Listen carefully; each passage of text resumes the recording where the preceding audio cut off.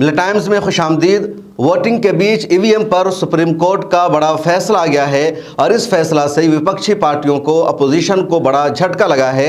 ADR नाम की एक संस्था ने पिछले दिनों सुप्रीम कोर्ट ऑफ इंडिया में एक अर्जी दायर करके ये मांग की थी कि ईवीएम और वीवीपैट के बीच 100% मिलान होना चाहिए। इसी पर सुनवाई चल रही थी। सुप्रीम कोर्ट में मशहूर वकील प्रशांत भूषण इसकी पैरवी कर रहे थे, लेकिन आज सुप्रीम कोर्ट के जजेस की बेंच ने इसको खारिज कर दिया और कहा कि ईवीएम से जो वोटिंग हो रही है ये सही है, इसको रद्द नहीं किया जाएगा। ईवीएम से ही वोटिंग होगी और 100% पर्ची का मिलान नहीं होगा।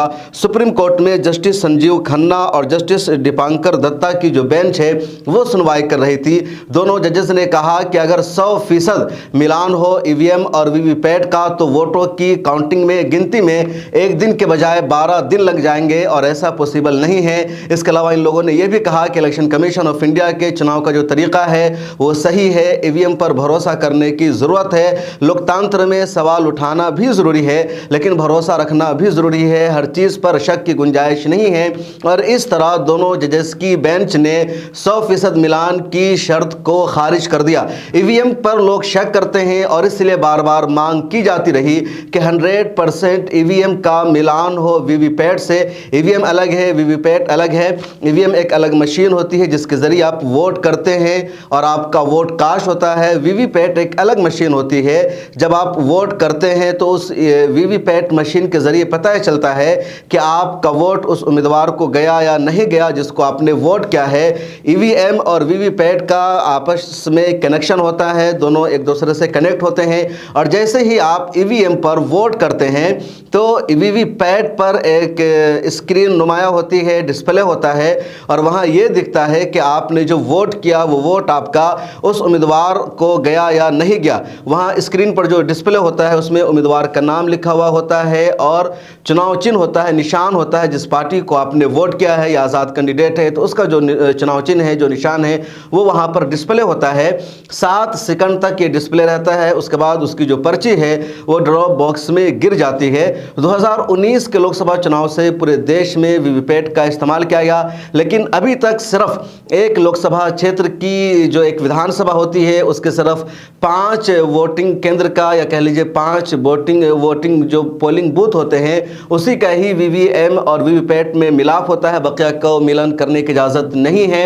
इन लोगों ने मांग की थी कि 100% मिलान हो ताकि पता चल सके कि ईवीएम के जरिए जो वोटिंग हो रही है वो सही है या नहीं है।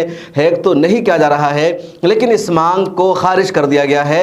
अभी तक सिर्फ 5 वोटिंग केंद्र का ही मिलान होता है। लोकसभा के जो क्षेत्र होते हैं उस लोकसभा क्षेत्र का जो एक विधानसभा होता है तो एक विधानसभा क्षेत्र में किसी भी 5 पोलिंग बूथ के ईवीएम और वीवीपैट का मिलान होता है, उसके अलावा का मिलान नहीं होता है।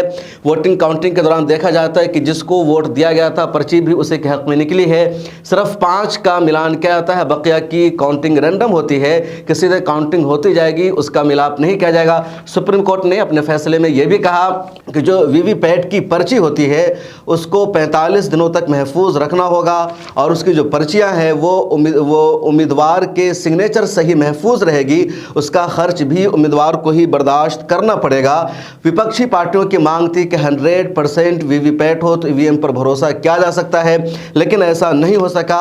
ईवीएम की जो कंपनी ईवीएम को बनाती है जिसका नाम है BEL यानी भारतीय इलेक्ट्रॉनिक्स लिमिटेड या इसी तरह electronics corporation of India limited, तो दोनों कंपनी जो ईवीएम बनाती है यही दोनों कंपनी वीवीपैट भी बनाती है। वीवीपैट का मतलब ही होता है voter verified paper audit trial. तो ये एक तरह से वोटिंग को, जिसको आप वोट कर रहे हैं उसको वोट जा रहा है या नहीं जा रहा है उसको वेरीफाई करने का तरीका होता है और इसलिए 100% की मांग की गई थी, लेकिन उस मांग को खारिज कर दिया गया है। और सुप्रीम कोर्ट का फैसला उस दिन आया है जिस दिन दूसरे चरण का चुनाव जारी है और पूरे देश में लोकसभा की 88 सीटों पर आज वोटिंग हो रही है। इस वीडियो में इतना ही। सुप्रीम कोर्ट ऑफ इंडिया के इस फैसला के बारे में आपकी क्या राय है? क्या 100% का फैसला ना करना सही है या होना चाहिए? अपनी राय जरूर लिखिए।